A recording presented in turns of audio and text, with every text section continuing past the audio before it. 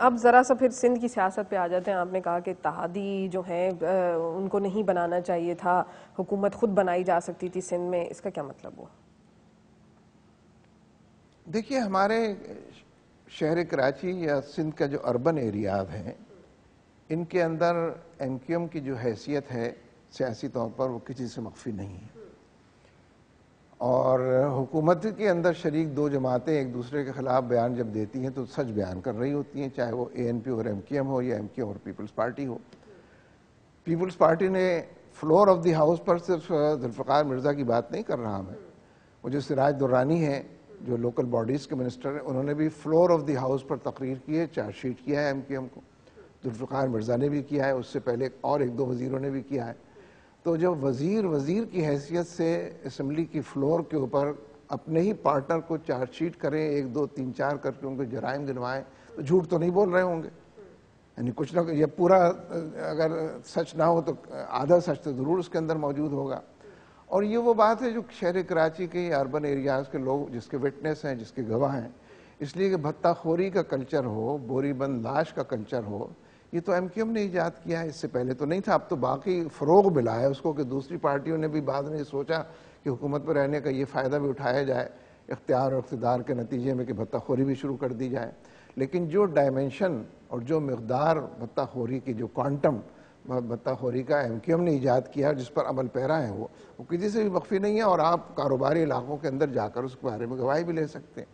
ہم یہ سمجھتے ہیں کہ ٹارگٹ کلنگ کا معاملہ ہو یا بھتہ خوری کا معاملہ ہو, اگر پرائیویٹ سیکٹر میں عام آدمی یا ان کی کوئی تنظیم یہ کام کر رہی ہو تو حکومت اس کی گرفت کر سکتی ہے, کرنا چاہیے اسے. لیکن جب حکومت خود ہی کر رہی ہو, اس کے شریک لوگ کر رہے ہوں, تو پیپلز پارٹی بلیک میلنگ کا شکار ہے, ایک پریشر ٹیکٹکس کا حوالہ ہے, اور اس کے نتیجے میں وہ خود بھی تھوڑا بہت بلیک میل شاید کرتے ہوں گے ایم کیو ایم کو, لیکن ایم کیو ایم نے تو بالکل ان کو ہائی جیک کیا ہوا ہے. ان کی سولوشن کیا ہوا پھر اس پرابلم کا, مطلب پھر how what they should do, مطلب کیا کرنا چاہیے پھر؟ کرنا تو جو چاہیے وہ نہ کیا ہے اب تک, نہ کسی کے مشورے پر انہوں نے عمل کیا ہے. پیپلز پارٹی کو اپنی اکثریت کی بنیاد پر سندھ میں حکومت بنانی چاہیے, اور ایم کیو ایم کے اتنے جرائم سامنے آ چکے ہیں کہ وہ اپوزیشن میں بیٹھ نہیں سکتی ہے, وہ لازماً حکومت کا حصہ ہو کر ہی دندناتی پھر سکتی ہے. اس لیے پیپلز پارٹی کو اس ویکنس کو سمجھنا چاہیے, اور اگر ایم کیو ایم کے حوالے سے قانون کو وہ نافذ کرے, ہم ایکسٹرا کانسٹیٹیوشنل یا لیگل کوئی بات نہیں کر رہے, اگر وہ قانون کو نافذ کرے تو شہر کو امن بھی مل سکتا ہے اور ایم کیو ایم کی بھی اصلاح ہو سکتی ہے. لیکن پیپلز پارٹی کیونکہ ایک خوفزدہ جماعت کی حیثیت سے یہ زرداری صاحب اقتدار کو طول دینا اس کو برقرار رکھنا, چاہے اس سے کوئی ڈیلیور کر سکے یا نہ کر سکے, اس پر عمل پیرا ہے, تو اس کی وجہ سے عوام کو مشکلات کا سامنا.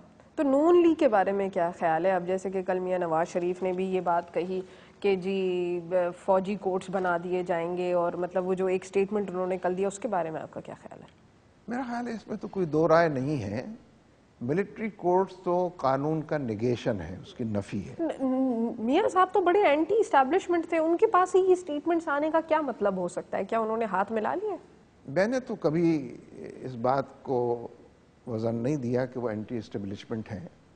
آپ کے خیال میں اسٹیبلشمنٹ کے ساتھ ہی ہیں؟ میں یوں نہیں کہنا چاہتا, لیکن یہ کہ نتیجہ تو یہی نکلے گا اس کا, اس لیے کہ وہ بھی افورڈ نہیں کر سکتے جو کچھ وہ ماضی قریب اور بعید میں کر چکے ہیں, اور جس طریقے سے آئندہ انہیں اپنا حکمرانی کے راستے پر چلنا ہے, وہ بھی افورڈ نہیں کر سکتے کہ وہ اسٹیبلشمنٹ کو. اینٹی اسٹیبلشمنٹ کا مطلب یہ نہیں ہے کہ آدمی لڑائی مول لے, لیکن یہ ضرور ہے کہ اپنے فیصلے ہم خود کریں گے.